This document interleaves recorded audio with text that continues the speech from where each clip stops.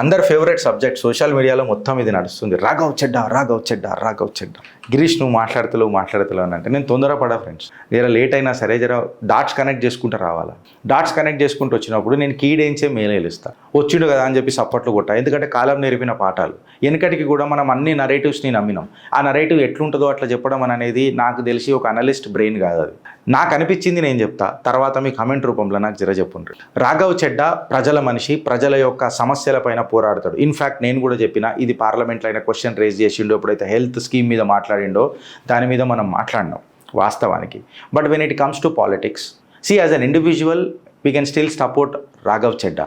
ఒక ఇండివిజువల్గా నేను ఖచ్చితంగా రాఘవ్ చెడ్డాకు మద్దతు తెలుపుతా. బట్ రాజకీయంగా మనం అప్రమత్తంగా ఉండాలి. రాజకీయ నాయకులు ఎట్లుంటుంది అని అంటే నెత్తి కొట్టుకొని కేరాయి అయితే ఏంది అని అంటాం కదా, అట్లుంటుంది. So let us not talk about masala, straight కంటెంట్కి పోదాం.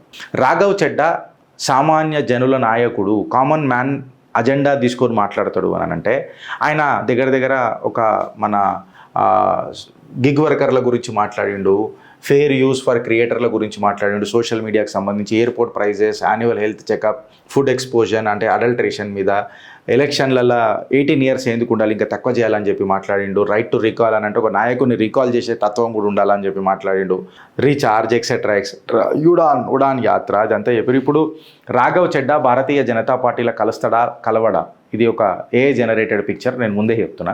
సో కలిసేసిండు అని చెప్పి మీరు అనుకోకుర్రి, ముందే నేనే చెప్తున్నా. నేను వాస్తవాలే మాట్లాడతా, రూమర్లు మాట్లాడా. ఇంకా జరగలే, ఇంకా కాలే, మొత్తం రూమర్ మాత్రం నడుస్తుంది. ఎందుకంటే ఆయన సోషల్ మీడియాలకైనా ఆయన పోస్టులు ఏదో డిలీట్ చేసిండట కదా. ఆయన సోషల్ మీడియాలకైనా ప్రధానమంత్రిని తిట్టినాయి, లేకపోతే ప్రధానమంత్రిని విమర్శించినవి అవన్నీ తీసేసిండట. తీసేయగానే ఇక తీసేసుడు అనగానే భారతీయ జనతా పార్టీలో జాయిన్ అయినారని అంటే డౌట్.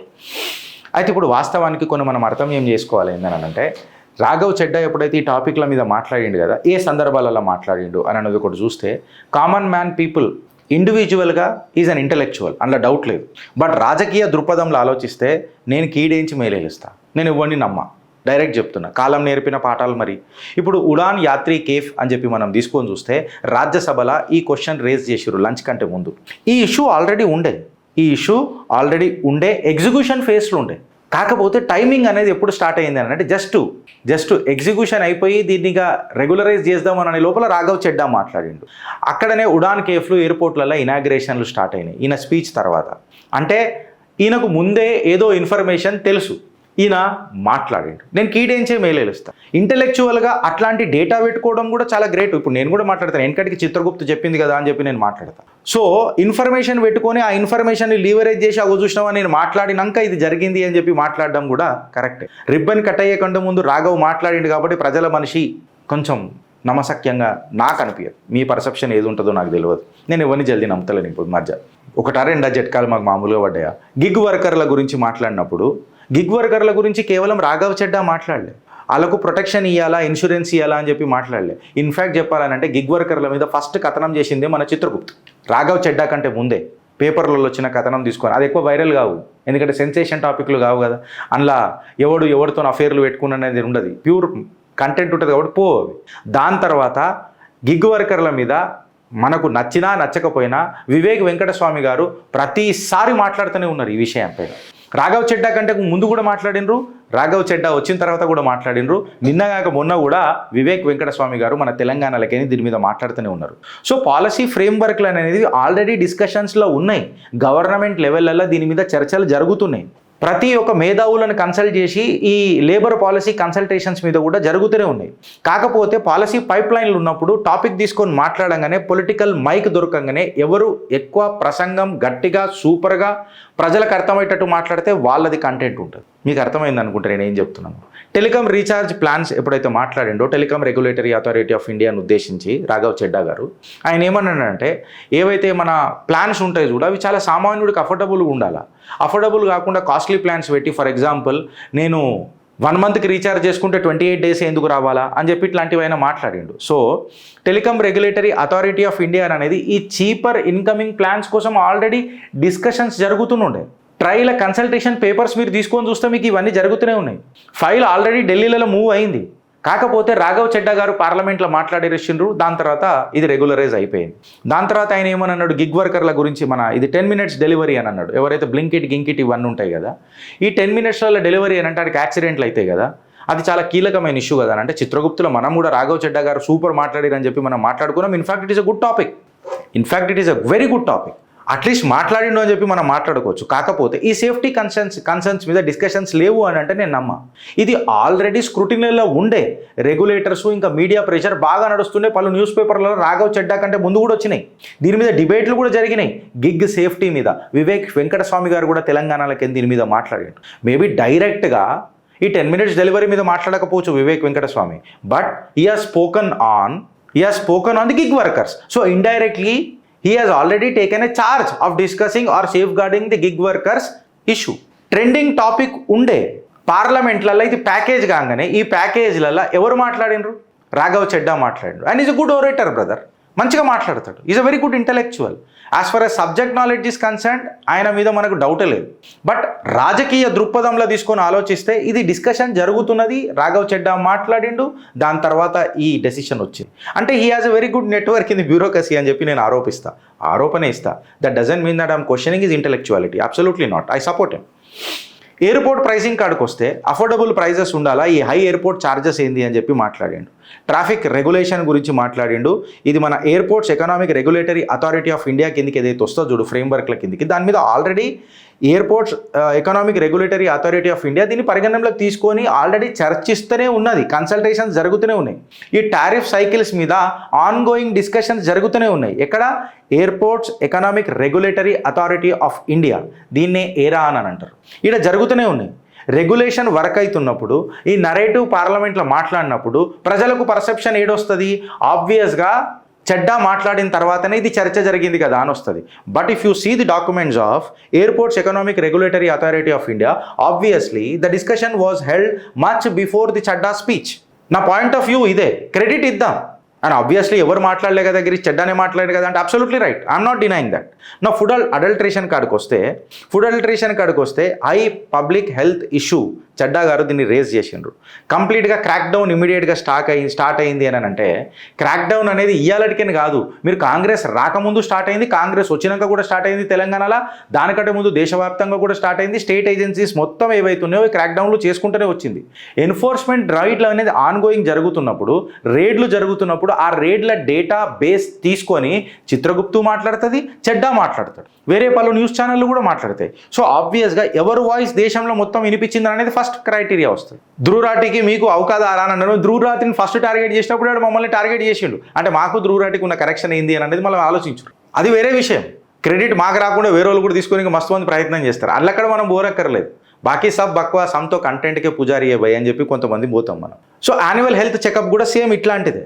యాన్యువల్ హెల్త్ చెకప్ అయితే మనకు దేశవాసీవులకు అందరికీ ఉండాలి కదా అని చెప్పి ఇప్పుడు మాట్లాడినప్పుడు ఆల్రెడీ ఆయుష్మాన్ ఇంకా డిజిటల్ హెల్త్ రోడ్ మ్యాప్లలో ఇది పార్లమెంట్లో డిస్కస్ అయింది, ప్రధానమంత్రి డిస్కస్ చేసిండు, పలుమార్లలో ఆరోగ్య శాఖ మంత్రులు హెల్త్ మినిస్టర్లు కూడా మాట్లాడిండ్రు. నేషనల్ హెల్త్ మిషన్ ఎక్స్పాన్షన్లా ఇది ఒక పాత్ర. ఆబ్వియస్గా ఇది ఎక్కడైపోయిందనంటే పాలసీ విజన్ అనేది ఎగ్జిస్ట్ అయింది. బ్రాండింగ్ ఎవరు తీసుకున్నారు గట్టిగా అని అంటే ఆబ్వియస్గా ఈ క్రెడిట్ నేను చెడ్డా గారికి ఇస్తాను. సో ఆల్రెడీ అన్ని టాపిక్స్ ఉన్నాయి. ఇప్పుడు నువ్వు గిరీష్కి 18 సంవత్సరాలు ఉన్నాడు ఓటు వేయాలి కదా అని మనం అంటాం కదా. ఇప్పుడు రూల్ అదే ఉంది కదా రాజ్యాంగం ప్రకారం. ఏజ్ తక్కువ చేయండి, ఓటింగ్ ఏజ్ తక్కువ చేయండి, యూత్ను కూడా ఇంక్లూజివ్ చేయాలా. బికాజ్ ఆబ్వియస్గా యూత్కు తల భవిష్యత్ ఎట్లుంటుందో ప్రభుత్వాలను నిర్ణయించుకునే కెపాసిటీ ఉండొద్దా అని చెప్పి ఇది ఇవాళ డిస్కషన్ కాలే. This was a long standing debate. ఈ పాలసీ ఎన్నో రోజుల నుంచి ట్రిగర్ అవుతున్నది. హిస్టారికల్ ప్రపోజల్స్ ఎప్పటి నుంచో ఉన్నాయి. ఇది ఓల్డ్ ఐడియా స్పాట్లైట్లకు వచ్చింది చెడ్డా. ఐడియా వేరే, విజన్ వేరే, స్పాట్లైట్ వేరే. స్పాట్లైట్ పోస్టర్ బాయ్ చెడ్డా ఇక్కడ దీన్ని ఎన్కాష్ చేసిండు and he should be uploaded for that. There is no iota of doubt as far as his intellectuality is concern. Next వచ్చేసి రైట్ టు రికాల్. ఒక leader నాకు నచ్చకపోతే నేను ఆయన రికాల్ చేయాలా, ఇది ఎలా డిస్కస్ చేస్తున్నామా? డెమోక్రటిక్ అకౌంటబిలిటీ పిచ్చిలో ఎన్నోసార్లు మాట్లాడుకున్నాం. అంటే ఒక సేఫ్ పాపులిస్టిక్ పొజిషన్ని లెజిస్లేటివ్ మూవ్గా తీసుకురావాలని చెప్పి మనం ఎన్నో రోజుల నుంచి మాట్లాడుకున్నాం. ఈ బిల్లు పైప్ లైన్లో కూడా ఉన్నది ఇన్ఫాక్ట్ కరెక్ట్గా చెప్పాలన్నట్టు. బట్ స్పాట్లైట్లకు ఎవరు వచ్చారు? చెడ్డా గారు వచ్చారు. దాని తర్వాత మహిళల యొక్క మెన్స్ట్యూరల్ హైజీన్ యాక్సెస్ మీద ఆయన మాట్లాడిండు, వెల్ఫేర్ ఫోకస్డ్ ఇష్యూ మీద మాట్లాడిండ్రు, multiple government schemes and CSR efforts, corporate social responsibility efforts. వెనకటి కాంగ్రెస్ ప్రభుత్వాలైనా బీజేపీ ప్రభుత్వమైనా దీని మీద ఎనలేని చర్చ చేసినాయి. మెన్స్ట్రురేషన్ సైకిల్, హైజీన్ యాక్సెస్ మీద ఎక్సెట్రా ఇవన్నీ చేసుకుంటూ వచ్చినాయి. ఎన్నోసార్లు ప్రధానమంత్రి కూడా దీని మీద మాట్లాడిన సందర్భాలు ఉన్నాయి, బీజేపీ నాయకులు మాట్లాడినాయి, కాంగ్రెస్ నాయకులు కూడా మాట్లాడినాయి. నేను వెనకటి యూపీఏ సర్కార్ ఉన్నప్పుడు ఎన్నో స్కీమ్స్ డిస్ట్రిబ్యూషన్ డేటా కూడా మనకి ఎగ్జిస్ట్ అయింది, స్కీమ్స్ ఆల్రెడీ రన్ అవుతున్నాయి. కాకపోతే ఈ స్పీచ్ చెడ్డ అది ట్రెండ్ అయింది. సో ఇప్పుడు నేను చెప్పాలని అనుకుంటే ఏమన్నానంటే యాక్సెస్ హైపోథసిస్ అని ఒకటి ఉంటుంది ఫ్రెండ్. ఇప్పుడు దాకా ఏవైతే డిస్కస్ జరిగినాయో దాని మీద కమిటీలు ఉండే, లాబీ ఈకో సిస్టమ్ ఉండే, పాలసీ డెఫినేషన్స్ ఉండే. ఈ పాలసీ ఎక్కడనో అక్కడ కొంచెమో గొప్పనో ఎవరికో లీక్ అయింది. లీక్ అయిన ఆ పాలసీ ఇన్ఫర్మేషన్ని డేటా బ్లెండ్ చేసి when you speak from the perspective of people obviously you will be in the spotlight. ఇక్కడ జరిగిన అంశం అది. క్రిటికల్ టైమింగ్ అనేది చాలా స్ట్రాటజీ ఉంటుంది. 5 రోజుల తర్వాత నువ్వు ఏం మాట్లాడినవరా, 8 రోజుల తర్వాత నువ్వు ఏం చేస్తున్నావురా అని అని ఒకటి కమెంట్ పెట్టిండు. నువ్వైతే అది కూడా మాట్లాడలే కదా, నువ్వు నీ అయ్యా, నేనైతే ఇప్పుడు కూడా మాట్లాడుతున్నా కదా, నాకు కొన్ని సమాధానాలు ఉంటాయి. సో ఇది ఎట్లుంటుంది అని అంటే ఫ్రెండ్స్, నువ్వు మాట్లాడినప్పుడు ఏమవుతుంది అంటే పర్సెప్షన్ ఆఫ్ ప్రెషర్ క్రియేట్ అవుతుంది. నీది ఒక అభిప్రాయం వల్ల ఒక ప్రెషర్ క్రియేట్ అవుతుంది. గవర్నమెంట్ డెలివరీ చేస్తారు. ఇక్కడ చెడ్డా గారు క్యాటలిస్ట్ అయినరు. He has raise the issue and just waited for. ఆయన ఇష్యూ రేజ్ చేసిండు, తర్వాత వెయిట్ చేసిండు, తర్వాత క్లెయిమ్ చేసిండు. బట్ ఇవన్నీ ఆల్రెడీ ఇష్యూస్ డిస్కషన్స్ జరుగుతున్నాయి. Spotlight boy Chadha. ఆయన ఎట్లాంటి టాపిక్స్ చూస్ చేసుకున్నాడు, రాజకీయంగా పెద్దగా విమర్శ ఏం రాలే, లో రిస్క్ హై విజిబిలిటీ ఇష్యూసే తీసుకున్నాడు. ఇక్కడ పెద్దగా పొలిటికల్ బ్యాటీస్ ఏం లేవు. మోస్ట్ వెల్ఫేర్, పబ్లిక్ వెల్ఫేర్ లాంటి టాపిక్ల మీద మాట్లాడిండు. అవి కన్జ్యూమర్కి కొంచెం బెనిఫిట్ అయ్యేటట్టు మాట్లాడిండు. ఎస్పెషలీ యూత్ని ఆకట్టుకునే టాపిక్ మీద మాట్లాడిండు. అంటే సేఫ్ పాలిటిక్స్, స్కేలబుల్ విజిబిలిటీ అంటారు దీన్ని ఇంగ్లీష్లో. పాలిటిక్స్ సేఫ్ ఉన్నది, స్కేలబుల్ ఎట్లున్నది అంటే మొత్తం భారీగా రీచ్ అవుతున్నది. And moreover is a good orator, he speaks very well. ఇప్పుడు భారతీయ జనతా పార్టీ యొక్క నాన్ కౌంటర్ స్ట్రాటజీ ఏ రకంగా ఉంటుంది అని అంటే, భారతీయ జనతా పార్టీ ఇట్లాంటి సబ్జెక్టు ఇష్యూస్ మీద ప్రజలను ఉద్దేశించిన అట్లాంటి, ఇప్పుడు ఫర్ ఎగ్జాంపుల్ మెన్స్ట్యూరల్ హైజీన్ సైకిలే తీసుకోండి, ఉడాన్ తీసుకోండి, ట్రై తీసుకోండి, గిగ్ వర్కర్ల ఇష్యూ తీసుకోండి. ఇది ఖచ్చితంగా ప్రజలను కొంచెం మనం ఏమంటారు రెచ్చగొట్టే విషయాలే ఇవి. పబ్లిక్లో ఏమైనా అటు ఇటు అయిందనంటే అగ్నిగుండం అవుతుంది దేశం మొత్తం. సో ఆబ్వియస్గా బీజేపీకి కూడా ఇవి పబ్లిక్గా డిస్కస్ చేసుకోవాలంటే కొంచెం జర ఇబ్బందికరంగానే ఉంటుంది. సో ఆయన సాఫ్ట్గా తీసుకొని సోషల్ లైఫ్ని తీసుకొని ఫ్రేమ్ చేసి ప్రో పీపుల్గా మాట్లాడుతున్నప్పుడు ఖచ్చితంగా ఇది యాంటీ పబ్లిక్ అని అనిపించదు బీజేపీకి కూడా.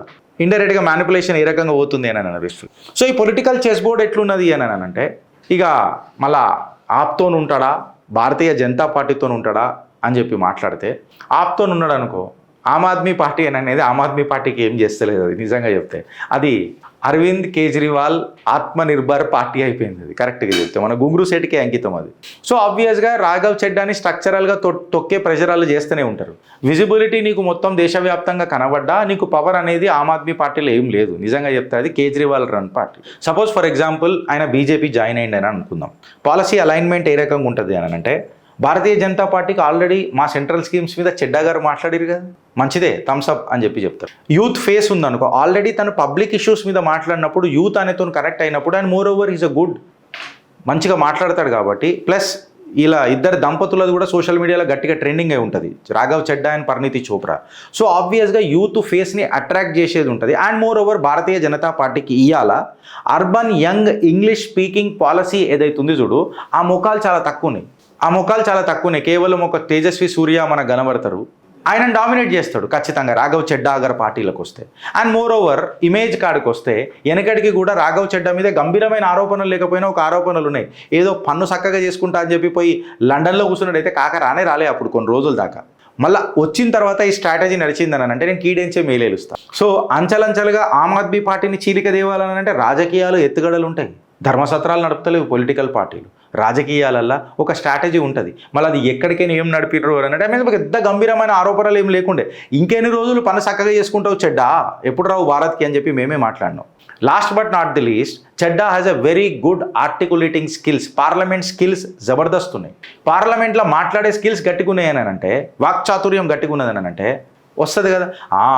రిస్క్ ఆఫ్ జాయినింగ్ బీజేపీ అప్పుడు ఏమవుతుంది అంటే, ఏదైతే ఫేస్తో ఇప్పుడు కపిల్ మిశ్రా ఉన్నాడు, సోషల్ మీడియాలో హిందుత్వాన్ని లేపిండు. తరుణ్ కటిక్ విషయంలో గడివీకిండా, ఏం బీగలేకపోయాడు. సో ఇప్పుడు మనమే ఎప్పుడైతే కపిల్ మిశ్రా నాకు వెనకడికి లేపినామో మనమే విమర్శించినాం. సో ఆబ్వియస్గా బీజేపీలో జాయిన్ అయిన తర్వాత రాఘవ్ చెడ్డాకు ఒక రిస్క్ కూడా ఉంటుంది. ఏందనంటే ఇప్పటిదాకా మాట్లాడిన పబ్లిక్ స్పీకింగ్ పాలసీస్ ఏవైతే ఉన్నాయో డైరెక్ట్గా కులయం వచ్చి మాట్లాడిండు అనుకో, ఇట్లా మళ్ళీ ఫ్రీడమ్ ఉంటుందా అనంటే ఇక అది ఆలోచించాల్సిన విషయం. భారతీయ జనతా పార్టీలో యంగెస్ట్ ఎమ్మెల్యే బీహార్ నుంచి తన హెల్త్ మినిస్టర్ని నిజంగా చెప్పాలంటే బ్యాక్ ఫుట్లో పెట్టిండు. మళ్ళా రాఘవ్ చెడ్డా ఆ ధైర్యం తీసుకోగలుగుతాడా? ఒక దగ్గర టోకర్ తిన్న తర్వాత ఆమ్ ఆద్మీ పార్టీ నుంచి తన పొలిటికల్ కెరియర్ని కాంప్రమైజ్ అవుతాడా? And is more over a poster boy. Obviously smart ఉంటాడు, ఇంటెలెక్చువల్, సబ్జెక్ట్ నాలెడ్జ్ పెట్టుకొని ఉంటాడు, యూత్కి కనెక్ట్ అవుతాడు. సో యూత్ ఐకాన్ కావాలంటే obviously you need to question నీ ఇమేజే అట్లా బిల్డ్ చేసుకున్నావు.